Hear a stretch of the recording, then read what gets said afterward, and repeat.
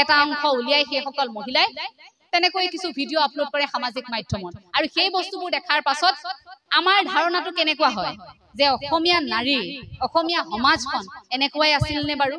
মাতৃক দেখি আছে ৰাতিপুৱাৰ পৰা গধূলিলৈকে মাতৃগৰাকী যেতিয়া সামাজিক মাধ্যমতে ব্যস্ত হৈ পৰিছে যেতিয়া সন্তানৰ কথা পাহৰি গৈছে গধূলি আহি যেতিয়া কাম কৰা মানুহগৰাকী সুধিছে যে মোৰ ল'ৰাটোৱে কি খালে কিবা এটা খুৱাই দিবি তাক মোৰ অলপ কাম আছে ফেচবুক লাইভ আহিবলগীয়া আছে ৰিলছ এটা বনাবলগীয়া আছে ইয়াক কিবা এটা খুৱাই দিবিচোন যা কাৰ্টুনখন লগাই তাক মেগী পেকেটকে খুৱাই দে এই কথাটো আহি কয় কিন্তু আগতে কি আছে বুকুত লৈ মায়ে নিচুকনি গীত গাই খুৱাইছে জনি জনি ইয়েছ পাপা টুইংকল টুইংকল এইবোৰ আপোনাৰ সন্তানক আপুনি 5 বছৰ 6 বছৰটো শিকাব পাৰিব নিজে শিকি ল'ব কিন্তু পাৰিলে এফাকি ঘুখা পাৰিলে কেতিয়াবা শিকাবচোন অপৰাধ বিনাখন তজুনামে নাৰায়ণ শিকাবচোন মুক্তিত নিস্পৃহ যেটো কেহি ভকতক নমো শিকাবচোন আপুনি কেতিয়াবা নাম ঘুকা কি কীৰ্তন কি ঘুকা ৰত্নাৱলীনো কি এই যে আমি কওঁ শংকৰ গুৰু আমাৰে মাধৱ গুৰু আমাৰে লুকাই আছে দেখা দিয়া মণিকুটৰ ভিতৰে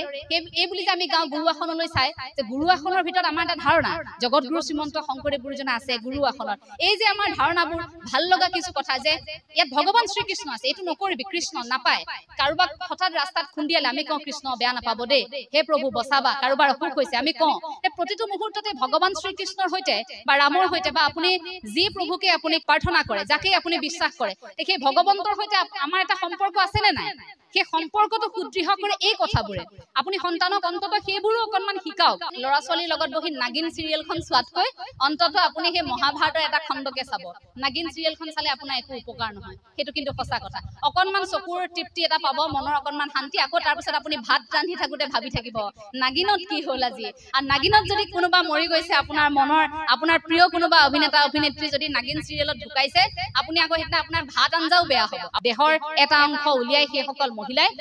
তেনেকৈ কিছু ভিডিও আপলোড কৰে সামাজিক মাধ্যমত আৰু সেই বস্তুবোৰ দেখাৰ পাছত আমাৰ ধাৰণাটো কেনেকুৱা হয় যে অসমীয়া নাৰী অসমীয়া সমাজখন এনেকুৱাই আছিল নে বাৰু আমিতো এই পৰিৱেশটো বিচৰা নাছিলো আমি যদি এটা বেছি আধ্যাত্মিকতাৰ কথা কওঁ আমি যদি পিতৃ-মাতৃৰ কৰণীয় এই ভাল লগা পৰিৱেশবোৰৰ কথা যদি কওঁ আমাক আকৌ সমালোচনা কৰিব যে আপুনিওতো এদিন মাতৃ হ'ব চাম আপোনাৰ সন্তানক আপুনি কেনেকৈ ডাঙৰ কৰে কথা আচলতে সেইটো নহয় আমি যেটো পৰিৱেশ পাইছো মই গাঁৱৰ ছোৱালী গাঁৱত দেখিছো মাহঁতক মোৰ মাই কেতিয়াও ৰাতিপুৱাৰ পৰা গধূলিলৈকে ৰিলছ বনাই থকা মই দেখা নাই কিন্তু আজিকালি বহু সন্তানে নিজৰ মাকক তেনেকৈ দেখি আছে মাকক তেনেকৈ তেওঁতো কাৰোবাৰ মাতৃ তে এই ধৰণৰ কামবোৰ কৰি থকা মাতৃক দেখি আছে ৰাতিপুৱাৰ পৰা গধূলিলৈকে মাতৃগৰাকী যেতিয়া সামাজিক মাধ্যমতে ব্যস্ত হৈ পৰিছে যেতিয়া সন্তানৰ কথা পাহৰি গৈছে গধূলি আহি যেতিয়া কাম কৰা মানুহগৰাকী সুধিছে যে মোৰ ল'ৰাটোৱে কি খালে কিবা এটা খুৱাই দিবি তাক মোৰ অলপ কাম আছে ফেচবুক লাইভ আহিবলগীয়া আছে ৰিলছ এটা বনাবলগীয়া আছে ইয়াক কিবা এটা খুৱাই দিবিচোন যা কাৰ্টুনখন লগাই তাক মেগী পেকেটকে খুৱাই দে এই কথাটো আহি কয় কিন্তু আগতে কি আছিল বুকুত লৈ মায়ে নিচুকনি গীত গাই খুৱাইছে ককাকৰ ওচৰত দি থৈ আহিছিল আইতাকৰ ওচৰত দি থৈ আহিছিল এই পৰিৱেশবোৰ এতিয়া নাই এই কথাবোৰ এইভাবে আলোচনা কৰিছো যে আমি তেনেকুৱা এটা পৰিৱেশ অসমত বিচাৰো সেই পৰিৱেশটোৱে আমাৰ মনস্তত্ব ভাল কৰিব আমাৰ ভাল লগা কামবোৰ আমি আকৌ এবাৰ কৰিব বিচাৰো সেই কাৰণে সভাই সমিতিয়ে গলে এই কথাবোৰ যে কওঁ যে আধ্যাত্মিক শিক্ষা লাগে আমাক নৈতিক শিক্ষা লাগে এই নৈতিক শিক্ষাই আপোনাক মানুহ কৰিব আপুনি যিমান টকা নঘটক আপুনি যিয়েই নকৰক আপোনাৰ যিমান টকা পইচা গাড়ী গুৰা একোৱে আপোনাক সেই সুখটো দিব নোৱাৰে যেটো আধ্যাত্মিক চেতনাই আপোনাক দিব আপোনাৰ আধ্যাত্মিক চেতনা থাকিলে আপুনি একো অপৰাধমূলক কাম সংঘটিত কৰিব নোৱাৰে এই আচাৰ্যসকলক যেতিয়া আমি নমস্কাৰ জনাও এই সকল আচাৰ্যক আমি কেতিয়াবা অনিষ্ট কৰাৰ কথা ভাবিব পাৰিমনে আমি পাৰিমনে এই সকল আচাৰ্যক কেতিয়াবা আক্ৰমণ কৰাৰ কথা ভাবিব এই ধাৰণা আমাৰ মনলৈ নাহে কেতিয়াও কাৰণ আমাক সেই ধৰণে সাজু কৰা হৈছে আমাক গঢ়ি তোলা হৈছে তেনেকৈ গতিকে শংকৰদেৱ শিশু বিদ্যা নিকেতনৰ পৰিৱেশটোৱে তেনেকুৱা এই পৰিৱেশটোৰ মাজত থাকি আপোনালোকে আধ্যাত্মিক চেতনাত এতিয়া অকনমান গুৰুত্ব দিবলৈ শিকক জনি জনি ইয়েছ পাপা টুইংকল টুইংকল এইবোৰ আপোনাৰ সন্তানক আপুনি 5 বছৰ 6 বছৰটো শিকাব পাৰিব নিজে শিকি ল'ব কিন্তু পাৰিলে এফাকি ঘুখা পাৰিলে কেতিয়াবা শিকাবচোন অপৰাধ বিনাখন তজুনামে নাৰায়ণ শিকাবচোন মুক্তিত নিস্পৃহ যেটো কেহি ভকতক নমো শিকাবচোন আপুনি কেতিয়াবা নাম ঘুকা কি কীৰ্তন কি ঘুকা ৰত্নাৱলীনো কি কেতিয়াবা আপুনি শিকাবচোন গীতা কি গীতাৰ মনস্তত্ব কি কিয়নো অৰ্জুনে সেই উপদেশ কৃষ্ণই দি যাব লগিয়া হৈছিল যে প্ৰেক্ষাপট আমেৰিকাই কেতিয়াবাই স্বীকাৰ কৰিছে কিন্তু ভাৰতীয় মানুহে কিন্তু এতিয়ালৈকে হে হজম কৰিব পৰা নাই সেই কথাবোৰ অকনমান হেও শিকাবচোন এই যে আগতে এটা প্ৰাৰ্থনা আছিল নাজানো তোমাক কত আছা প্ৰভু আমি অতি সৰু লৰা চিঞৰি চিঞৰি মাতিলেও তোমাক নামাতা দূৰৰ পৰা মই এতিয়াও কপি যাওঁ সেইটো গালে সেইটোত ভাবকচোন এটি কণমানি ঈশ্বৰক বিচাৰিছে নাজানো তোমাক কত আছা প্ৰভু আমি অতি সৰু লৰা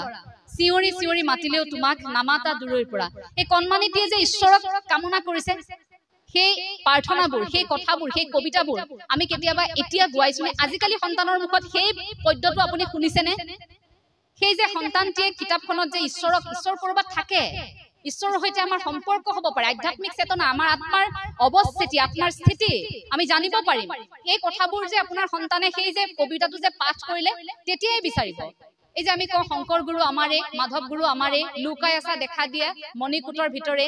এই বুলি যে আমি গাওঁ গুৰু আসনলৈ চাই, যে গুৰু আসনৰ ভিতৰত আমাৰ এটা ধাৰণা জগত গুৰু শ্ৰীমন্ত শংকৰদেৱ গুৰুজনা আছে গুৰু আসনত। এই যে আমাৰ ধাৰণাবোৰ ভাল লগা কিছু কথা যে ইয়াত ভগৱান শ্ৰীকৃষ্ণ আছে, এইটো নকৰিবি, কৃষ্ণ নাপায়। কাৰোবাক হঠাৎ ৰাস্তাত খুন্দিয়ালে আমি কওঁ কৃষ্ণ বেয়া নাপাব দেই, হে প্ৰভু বচাবা। কাৰোবাৰ অসুখ হৈছে আমি কওঁ, প্ৰতিটো মুহূৰ্ততে ভগৱান শ্ৰীকৃষ্ণৰ সৈতে বা ৰামৰ সৈতে বা আপুনি যি প্ৰভুকে আপুনি প্ৰাৰ্থনা কৰে, যাকে আপুনি বিশ্বাস কৰে, সেই ভগৱন্তৰ সৈতে আমাৰ এটা সম্পৰ্ক আছে নে নাই? সেই সম্পৰ্কটো সুদৃঢ় কৰে এই কথাবোৰে। আপুনি সন্তানক অন্তত সেইবোৰো অকণমান শিকাওক। গধূলি হোৱাৰ লগে লগে এই ভাগ্যশ্ৰী দেৱী আছে, দিহা নামৰ এগৰাকী ভাল শিল্পী, অসমৰ বিভিন্ন প্ৰান্তত আছে তেনেধৰণে লোকসংগীতৰ চৰ্চা কৰা, আধ্যাত্মিক চৰ্চা কৰা লোকসকল। গতিকে এই কথাবোৰ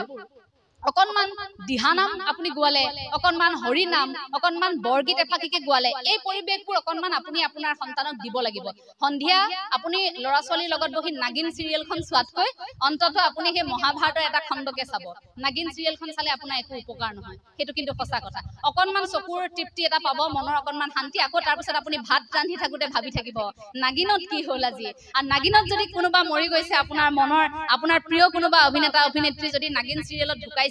আপুনি আকৌ সেইদিনা আপোনাৰ ভাত আঞ্জাও বেয়া হ'ব। আপুনি ৰান্ধি থাকোঁতে সেইদিনা আপোনাৰ বেয়া হ'ব, মনটো যে আপোনাৰ তেনেকুৱা